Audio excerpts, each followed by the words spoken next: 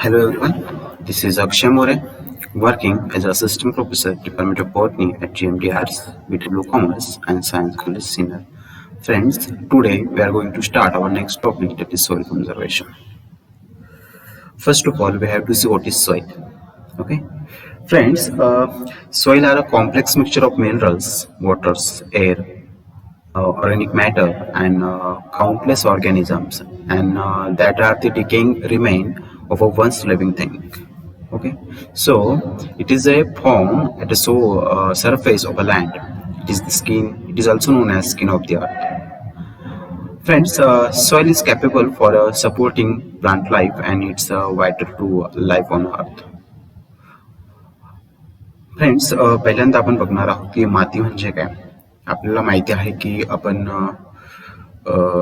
मातीची डेफिनेशन काय असेल, तर माती ही खनिज, पाणी, वायू, सेंद्रिय पदार्थ आणि असंख्य जीवांचे एक मिक्सचर आहे की जे ऑर्गॅनिझम्स की डेथ झाल्यानंतर त्याचं डिकम्पोजिशन होतं मातीमध्ये.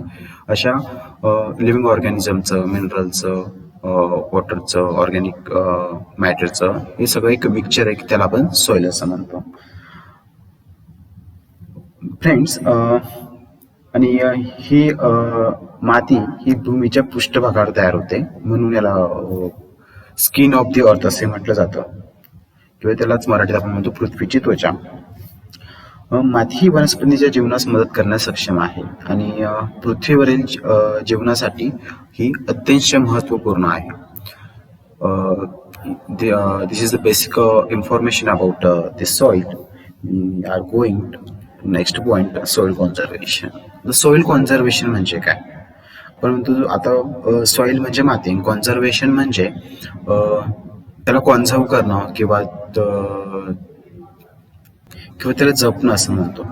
Friend, soil conservation it is the prevention of loss of the top most layer of the soil from erosion or prevention of reduced fertility causes by over usage and acidifications, salinization, or the other chemicals, that is a soil contamination. This is the basic definition about soil conservation.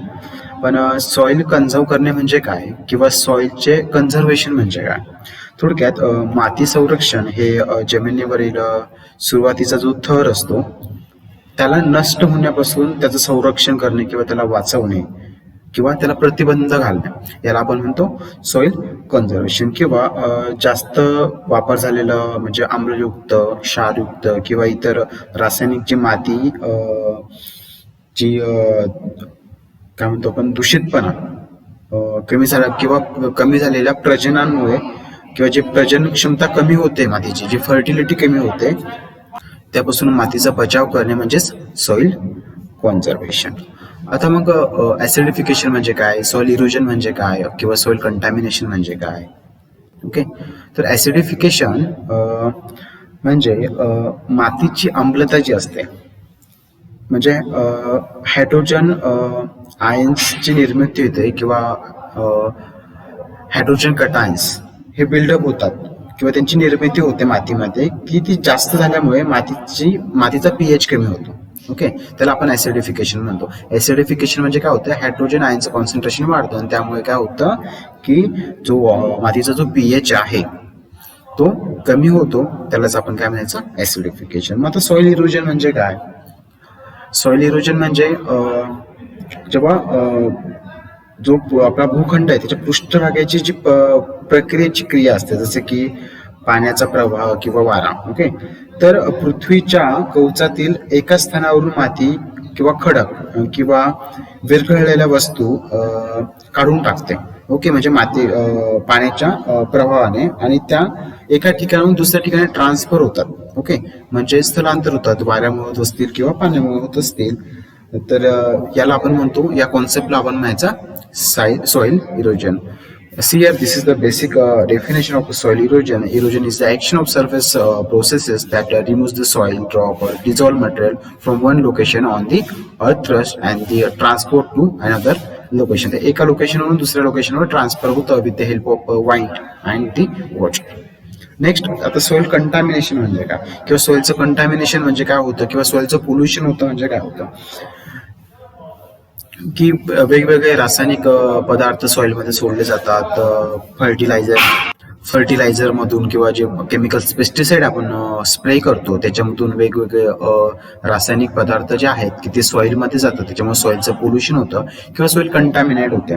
थोडक्यात माती दूषित होणं किंवा मातीचं प्रदूषण होणं म्हणजे काय होतं की झिनोबायोटिक हा मॅनमेड जे केमिकल आहे त्याचं प्रमाण वाढतं.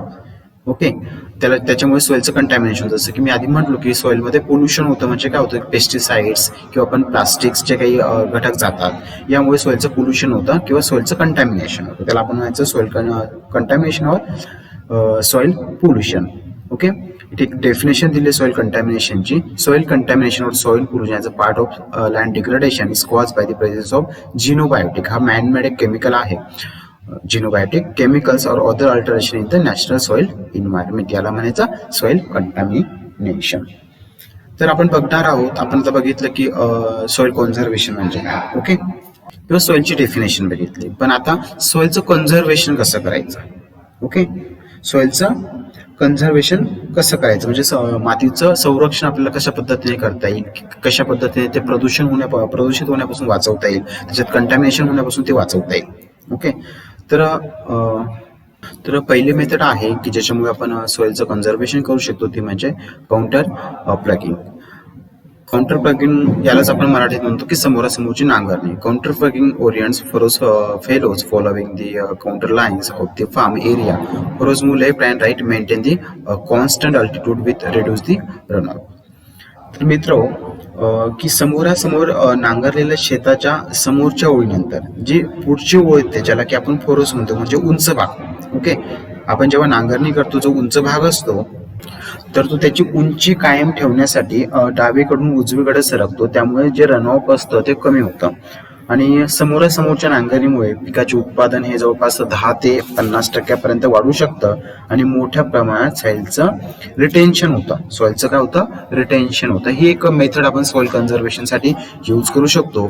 दुसरी मेथड म्हणजे क्रॉप रोटेशन, की आपण पिकांचे बदलीकरण केलं गेलं पाहिजे. वारंवार आपण एकाच प्रकारचे पीक घेतल्यामुळे सॉइलची काय होते, फर्टिलिटी कमी होते, मातीची सुपीकता ही कमी होत असते. मग त्याच्यासाठी आपण काय करायचं, मग क्रॉप रोटेशन. मग क्रॉप रोटेशन मध्ये आपण कुठल्या प्रकारचे प्लांट लावू शकतो.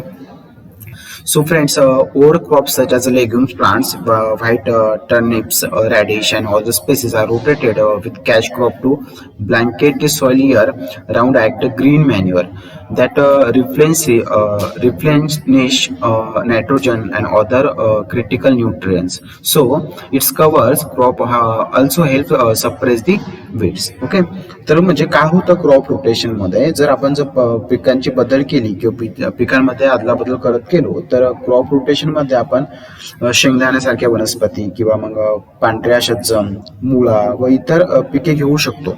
ओके, यामुळे काय होतं की ज्या शेंगा असतात किंवा मुळा असतात त्यांना खाली अशा त्यांचे जे रूट्स असतात त्यांना गाठी येतात आणि त्या गाठींमध्ये अझॅटोबॅक्टर नावाचा जो ऑर्गॅनिझम असतो की तो सॉइलमध्ये असतो आणि तो नायट्रोजन फिक्सेशन करत असतो, की जे खूप युजफुल आहे. त्याच्याने मातीची सुपीकता वाढते, नायट्रोजनचं प्रमाण हे सॉइल मधलं वाढत असतं.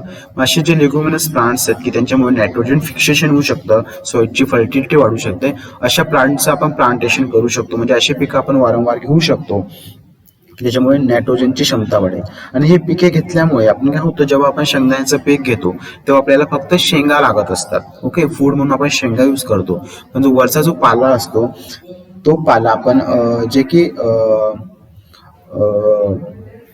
ग्रीन मॅन्युअर म्हणून काम करेल. जो पाला आपण जर जमिनीत दाबला आणि त्याचं जर विघटन झालं, ओके, तर ते ग्रीन मॅन्युअर आपलं हिरवं खत म्हणून त्याचा वापरू शकतो. त्याच्याने पण सॉइलला खूप सारा फायदा होईल.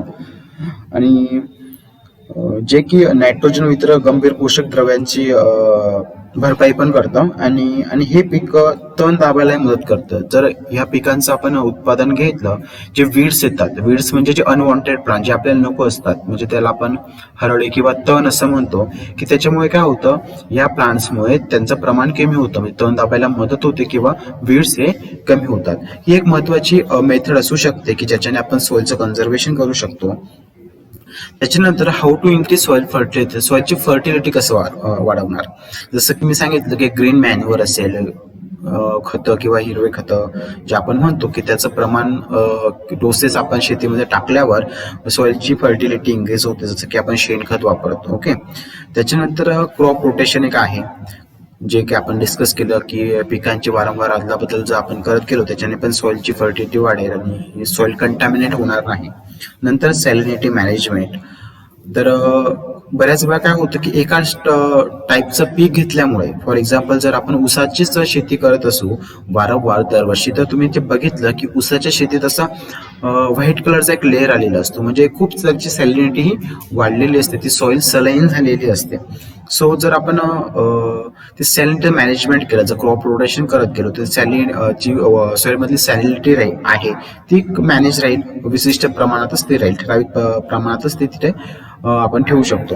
नंतर सॉइल ऑर्गॅनिझम्स, की जे इम्पॉर्टंट ऑर्गॅनिझम असतात सॉइलमध्ये, गांडूळ असतील ते आपण टाकू शकतो. गांडूळ खत आपण यूज करतोच. त्याच्यानंतर नायट्रोजन फिक्सेशन, ॲझॅटो बॅक्टेरिया, असे काही जे